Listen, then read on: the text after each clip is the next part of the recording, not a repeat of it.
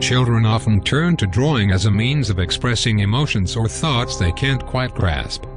However, when a child consistently depicts scenarios of holding hands with unfamiliar figures, it may hint at deeper underlying issues. This marks the first installment in our series exploring unsettling stories behind children's drawings. Martin and his wife, Lucy, were proud parents of 2 children, a 6-year-old daughter named Jess and a 3-year-old son named Samuel. Martin had something deeply unsettling to share about a recent discovery that had been haunting their family.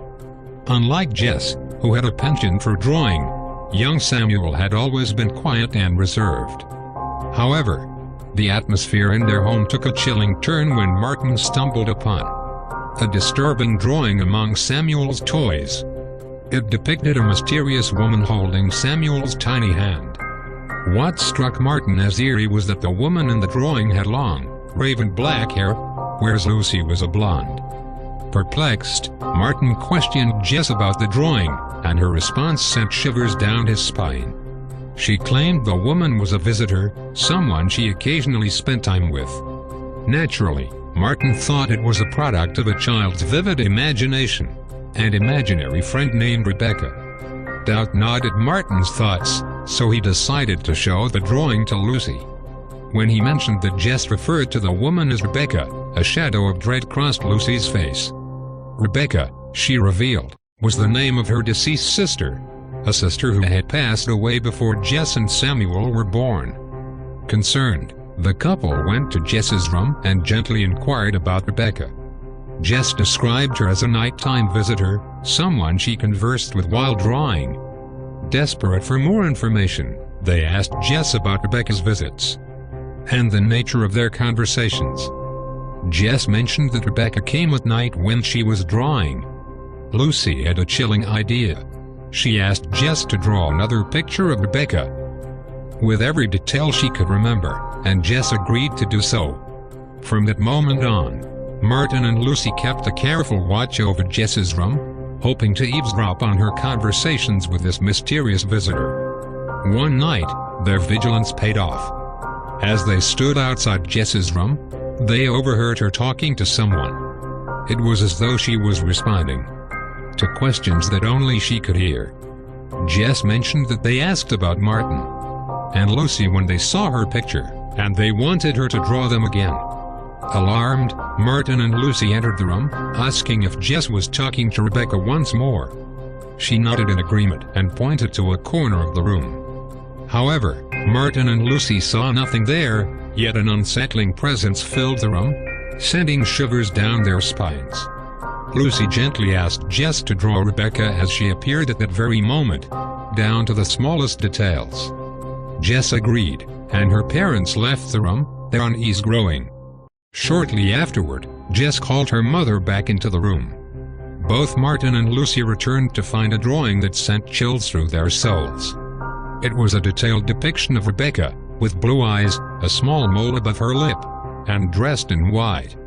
Lucy was taken aback. She had never shared much about her sister with Jess, and there were no pictures of Rebecca in the house for Jess to have seen. The resemblance between the drawing and Lucy's deceased sister was uncanny. Fearing for their family's safety, Martin and Lucy told Jess to stop talking to Rebecca. It wasn't that Rebecca had done anything overtly malevolent, but her presence filled their home with an oppressive and unsettling aura. Seeking help, the couple invited a priest to bless their house, imploring any lingering spirits, including Rebecca, to find peace and leave their family in peace. Martin noted that they haven't had to deal with any further paranormal incidents since then, but the memory of little Samuel's eerie connection with Rebecca continues to haunt their nights. Twice a year, the teacher held a peculiar ritual she called Draw and Tell with her third-grade class. It was an exercise where the children were encouraged to illustrate something deeply personal, and then share the story behind it.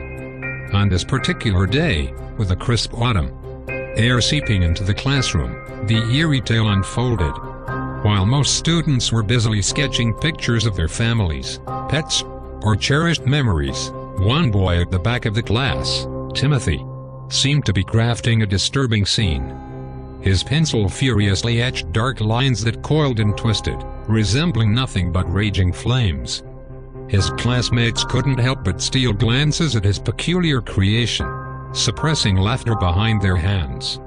Sensing the unease, the art teacher approached Timothy, leaning over his shoulder with curiosity.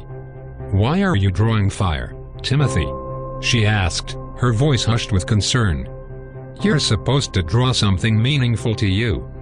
Timothy glanced up with innocent eyes, offering only, "I'm not finished yet." The teacher decided to let him continue, though unease knotted her stomach.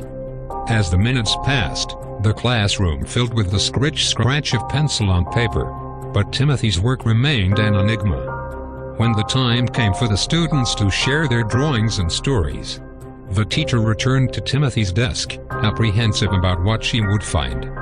Her breath caught as she saw that Timothy had added a tiny house to the midst of the fiery chaos, the flames licking hungrily at its walls. In the hallway outside the classroom, the teacher confronted Timothy, the drawing clutched tightly in her hand. Her voice trembled as she questioned the young boy. "Why are you drawing a burning house, Timothy? This is highly inappropriate for draw and tell." Timothy's gaze never wavered as he responded in a chilling tone. "No, it's not. That's the house my parents tried to burn down, with me inside." Speechless and shaken to her core, the teacher struggled to find words. She took the drawing from Timothy and told him to return to his seat, her thoughts whirling in a maelstrom of disbelief and horror. "We won't be doing draw and tell today," she finally announced as they re-entered the classroom. Sitting at her desk, the teacher fought back tears, her mind haunted by the cryptic revelation of a child's drawing, concealing a sinister secret that had long been buried. She resolved that, on this unsettling day, the class would take their drawings home with them, keeping the chilling tale hidden behind closed doors, like the dark shadows of Timothy's past. Brad and Jane were the doting parents of Molly, an angelic 5-year-old girl who, by all accounts, was quiet and exceptionally well-behaved. Yet, it's the eerie nature of this story that makes it all the more spine-chilling. The heart of the uncanny tale lies within Brad and Jane's modest home, where their bedroom shares a wall with Molly's. It all began on a chilling night when Molly, her innocent voice trembling, tiptoed into her parents' room. She whispered, "I'm scared, something's in my closet." Concerned but assuming it was mere childish imagination, Brad took Molly back to her room. He swung open the closet doors, revealing an empty, shadowy space, and assured her that there were no monsters lurking within. The next night, the cycle repeated. Molly returned, this time more insistent. "There's a monster inside my closet," she whimpered. Fearing for their daughter's peace of mind, Brad and Jane allowed Molly to sleep with them that night. What parents wouldn't? It was what transpired next that sent shivers down their spines. In the light of day, Molly, a child of few words, decided to put her emotions into a chilling drawing. The picture she unveiled to her parents depicted a creature beyond imagination. It was a grotesque, nightmarish entity, with menacing eyes and elongated limbs, nestled within the confines of her closet. Brad couldn't help but admit that the drawing was deeply unsettling, but he tried to reassure himself that it was part of a child's active imagination. However, as the nights continued to unfold, the strange events took an increasingly sinister turn. One fateful night, the terror escalated to a cacophony of Molly's cries and screams that pierced the silence. Brad and Jane bolted from their bed, rushing to Molly's room in a panic. They found her trembling, tears streaming down her face. She gasped, "I'm bleeding," as she lifted her shirt, revealing 2 ominous scratch marks etched into her back. The horror of the situation hit like a sledgehammer. Molly insisted that it was the monster who had inflicted the injuries. Brad frantically scoured the house, his nerves frayed, seeking any intruder who might have caused this harm. Yet, the house yielded no answers, no signs of a human presence. Reluctantly, the couple concluded that Molly must have somehow hurt herself, intentionally or accidentally, despite their initial doubts. But as the nights pressed on, The eerie sequence of events defied logical explanation. The circumstances were spiraling into the realm of the unthinkable. Even as they tried to reassure Molly and acclimate her back to sleeping alone, unsettling questions plagued their minds. To ease her anxiety, they decided to relocate Molly's belongings to the spare bedroom, making it her new sanctuary. Yet, the sinister undercurrent lingered. Molly returned to her parents' room on a few more occasions, her fear palpable, but on those nights, when asked if she had seen the monster again, she would shake her head and utter, "No, I'm just scared." Fortunately, no further harm befell her while she slept. Still, the unexplainable sequence of events continued to haunt Brad and Jane, casting an ominous shadow over their once peaceful home. The unsettling truth remained buried in the night, leaving them with chilling questions that defied reason. Giovanna stumbled upon a peculiar drawing on her desk in her room one evening. She attributed its presence to her 7-year-old brother, who occasionally used her desk for his artistic endeavors. It struck her as unusual because he typically kept his drawings concealed, away from prying eyes. Yet, this time, it seemed as though he wanted her to see it. The drawing appeared, at first glance, to be an innocent family portrait, painstakingly created by a child's hand. However, hidden in the corner was a figure that sent a shiver down Giovanna's spine, a shadowy silhouette labeled as the Taking Man. Giovanna left the drawing on her desk for a few days, dismissing it as an ordinary childhood creation. However, upon revisiting the picture, she noticed the obscure figure lurking in the corner. The Taking Man, inexplicably seated on a swing, stood out as an anomaly. The family didn't own a swing set, and her brother had never shown any interest in one. It was a puzzle that defied explanation. Beneath the enigmatic figure, something resembling a window or perhaps a door was sketched. Giovanna's curiosity got the better of her, prompting her to search the lawn outside for any signs of such an object.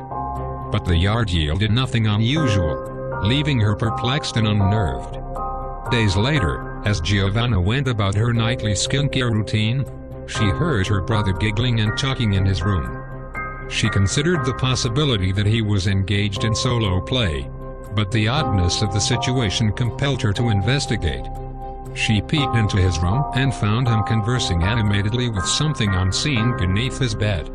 When she questioned him, he dismissed it, claiming he wasn't talking to anyone. Putting it down to childish imagination, Giovanna went to bed. However, the strangeness escalated the following morning. Her brother woke up holding an empty glass, insisting that he hadn't requested chocolate milk. Bewildered but unwilling to argue, Giovanna left the glass by his bedside. Then, at an eerie hour around 4 a.m., Giovanna was stirred awake by her brother's hushed conversation. She ventured into his room, heart pounding, and witnessed a chilling sight, a shadowy presence moving within the room. The last thing she recalled was her brother talking to someone before she abruptly blacked out. The following morning, Giovanna awoke in her own bed, her memory fragmented and hazy. When she confronted her brother about the peculiar events, he professed no recollection of conversing with anyone the previous night. When Giovanna finally mustered the courage to share the story, along with the mysterious drawing, with her parents, they confronted her brother. To their astonishment, he spoke of the Taking Man, a being who took things and returned them, a being he trusted as his best friend. He also mentioned receiving red berries, which he identified as cranberries. The unsettling tale left Giovanna perplexed and haunted by the vivid image of the shadow in her brother's room. She couldn't determine if it was a dream or a terrifying reality, for her memory faded after that encounter. As for her little brother, he had fallen silent about the Taking Man, leaving them all to ponder the enigmatic presence that had briefly infiltrated their lives.